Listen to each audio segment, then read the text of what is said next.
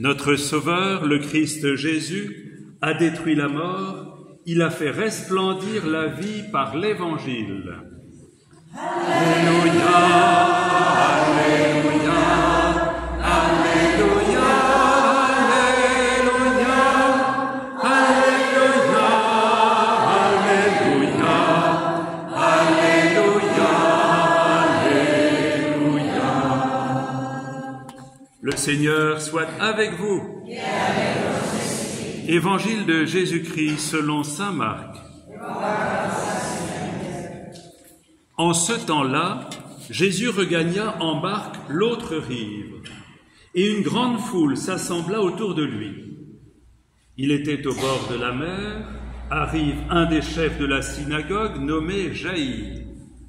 Voyant Jésus, il tombe à ses pieds et le supplie instamment.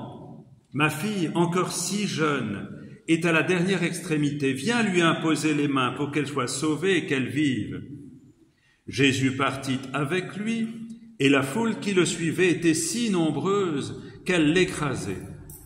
Or, une femme qui avait des pertes de sang depuis 12 ans, elle avait beaucoup souffert du traitement de nombreux médecins, et elle avait dépensé tous ses biens sans avoir la moindre amélioration. Au contraire, son état avait plutôt empiré. Cette femme donc, ayant appris ce qu'on disait de Jésus, vint par derrière dans la foule et toucha son vêtement. Elle se disait en effet, « Si je parviens à toucher seulement son vêtement, je serai sauvée. » À l'instant, l'hémorragie s'arrêta, et elle ressentit dans son corps qu'elle était guérie de son mal. Aussitôt, Jésus se rendit compte qu'une force était sortie de lui. Il se retourna dans la foule et il demandait « Qui a touché mes vêtements ?» Ses disciples lui répondirent « Tu vois bien la foule qui t'écrase, et tu demandes qui m'a touché. » Mais lui regardait tout autour pour voir celle qui avait fait cela. Alors, la femme, saisie de crainte et toute tremblante, sachant ce qui lui était arrivé, vint se jeter à ses pieds et lui dit toute la vérité. Jésus lui dit alors « Ma fille, ta foi t'a sauvée. Va en paix et sois guérie de ton mal. » Comme il parlait encore, des gens arrivent de la maison de Jaïr, le chef de la synagogue, pour dire à celui-ci « Ta fille vient de mourir, à quoi bon déranger encore le maître ?» Jésus, surprenant ces mots, dit au chef de la synagogue « Ne crains pas, crois seulement. » Il ne laissa personne l'accompagner, sauf Pierre, Jacques et Jean, le frère de Jacques. Ils arrivent à la maison du chef de synagogue. Jésus voit l'agitation et des gens qui pleurent et poussent de grands cris.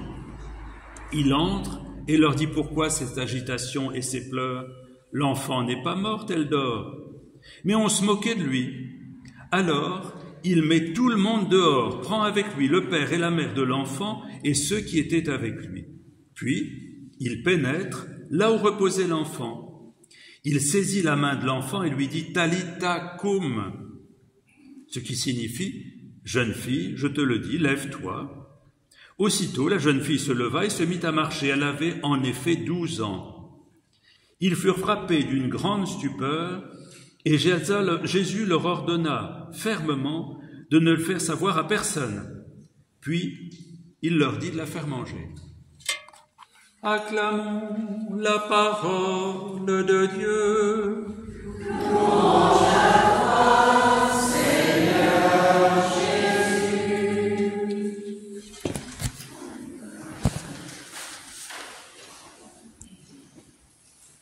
Voilà, si vous ne m'entendez pas bien à cause de cette sono qui dysfonctionne, vous me faites signe. Hein. On va essayer de se débrouiller quand même. Alors, cette histoire imbriquée, vous avez vu, il y a 2 histoires dans cet évangile et qui s'imbriquent l'une dans l'autre. C'est assez inhabituel. L'histoire de cette femme qui souffrait depuis des années de perte de sang, l'histoire de cette petite fille qui était très malade et dont le père, chef de synagogue, vient chercher le Christ pour essayer de faire quelque chose. Alors, il y a un point commun dans les 2 histoires. Je ne sais pas si vous avez remarqué, mais on parle de 12 ans. La petite fille, c'est comme ça qu'on l'appelle au début, petite fille, elle a 12 ans, et cette femme, ça fait 12 ans qu'elle a ses pertes de sang. Alors qu'est-ce que ça nous raconte? À l'époque de Jésus, pour les Juifs, le sang était le siège de la vie. Voilà, tout était centré sur le sang. Et quand on avait des pertes de sang, eh bien, c'était un signe d'impureté, il fallait se retirer, se mettre à l'écart, ne pas être avec la société parce que on pouvait contaminer cette perte de vie. Ça nous paraît assez bizarre, hein? Bon. Donc, cette femme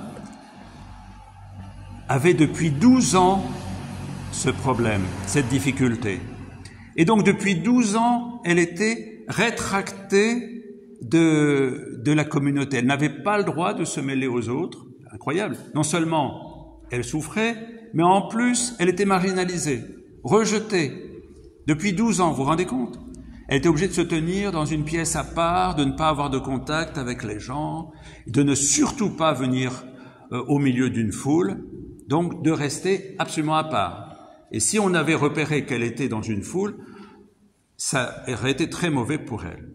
Alors, vous voyez, elle va avoir une audace extraordinaire, parce que non seulement elle sort, je dirais, de son trou, là où elle est enfermée, de cette chambre haute, mais en plus, elle vient se mêler à la foule et elle rentre dans la foule pour arriver jusqu'à Jésus et toucher le manteau de Jésus.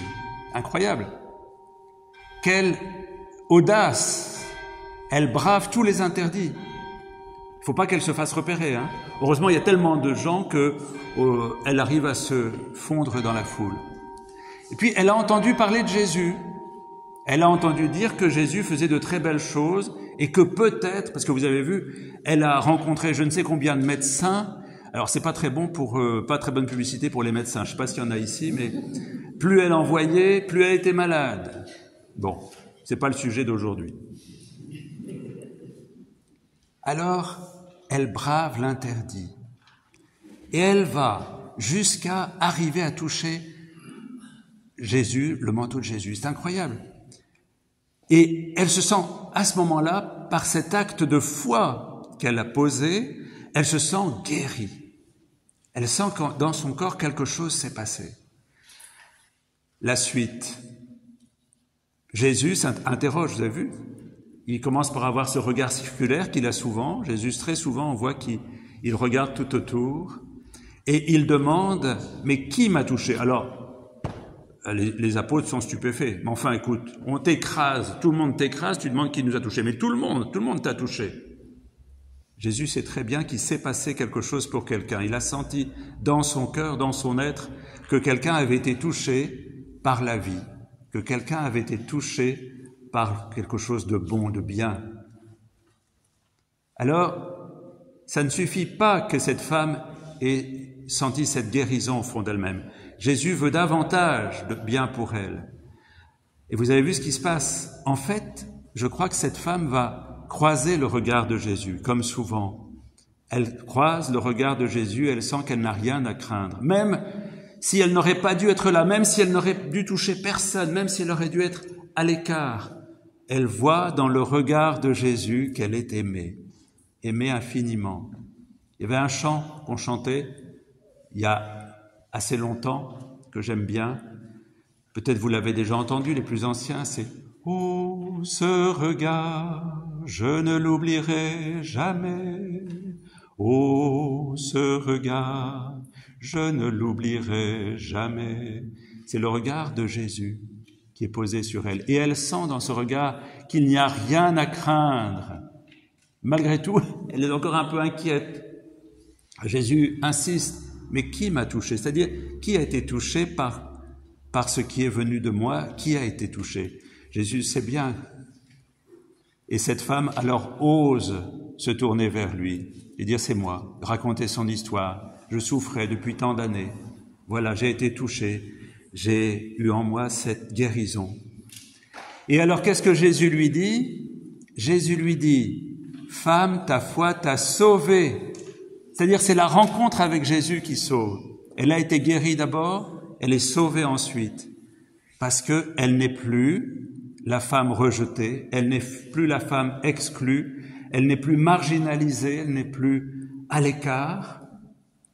Elle peut à la fois se retrouver dans la société humaine avec tous, faire corps avec tous, et puis elle est en plus, elle a compris qu'elle était aimée de Dieu. C'est extraordinaire. Donc, elle retrouve sa dignité en étant réintégrée dans la communauté par la grâce de Dieu, et elle est réintégrée dans la communauté et dans la communion de Dieu par cette rencontre qu'elle fait avec Jésus. Belle histoire, importante. Et Jaïr est là à côté, le père de la petite fille qui est malade. Alors Jaïr, il est très ému de ce qu'il voit. En même temps, il est un petit peu, peut-être un peu anxieux parce que ça traîne. Il aimerait bien que Jésus se bouge un peu maintenant pour aller voir sa fille. En même temps, il est bouleversé. Il voit que quelque chose s'est passé de très important. Et Jésus continue sa route et il va aller rencontrer celui que Jaïr, dans le texte, est marqué « la petite fille »,« ma petite fille ». C'est très important, parce que je ne sais pas si vous avez remarqué, à la fin, c'est plus la petite fille, c'est la jeune fille. Elle passe du statut de petite fille à le statut de jeune fille après le passage de Jésus. J'ai lu dans un commentaire, si vous voulez, le chef de synagogue, c'était un peu comme l'instituteur dans le village dans le temps, ou le pasteur dans un village aussi avec sa famille. On a ici, puisqu'on a la joie d'avoir un prêtre maronite, et vous savez que les prêtres maronites peuvent être mariés, il a des enfants, et on peut penser que quand on est fils de chef de synagogue ou fils d'instituteur dans un village, ou fils ou fille, on a intérêt à être bien comme il faut, parce qu'on surveille comment se comporte l'enfant de l'instituteur, comment se comporte l'enfant du pasteur, ou donc à Saint-Cybard, l'enfant du prêtre. Et vous voyez, il y a un poids qui se repose sur cette fille. Et son père, je crois, le texte, quand elle passe de petite fille à jeune fille, elle a 12 ans, c'est l'âge nubile pour les Juifs à cette époque-là aussi. Il la maintient sous son autorité, il a intérêt à filer droit. Je me souviens d'une amie qui a plus de 60 ans maintenant, qui disait quand elle était petite, qu'elle allait à la messe, elle était toute petite, ses parents lui disaient « ne bouge pas, ne bouge pas ». Et elle a été traumatisée par ça parce qu'elle n'avait pas le droit de bouger, il fallait qu'elle reste à genoux pendant le moment nécessaire, et elle était marquée. Ce qui se passe ici, je crois que c'est important, c'est que Jésus dit cette fille d'or, c'est-à-dire il faut que tu arrêtes, Jaïr, de vouloir avoir une domination sur ton enfant. Laisse-la vivre sa vie, laisse-la devenir une jeune fille. Et il lui prend la main et lui dit, tu as le droit maintenant d'être toi-même. Mets-toi debout, sois toi-même, vis. Alors, qu'est-ce que tout ça a à voir avec les élections? Je vous le demande. Je vous pose la question parce que c'est peut-être pas clair pour moi. On va voir si on peut quand même avoir quelque chose là-dedans. Deux choses. Cette femme, la première, se sentait marginalisée, rejetée, pour une raison qu'on trouve maintenant un peu bizarre quand même, en 2024.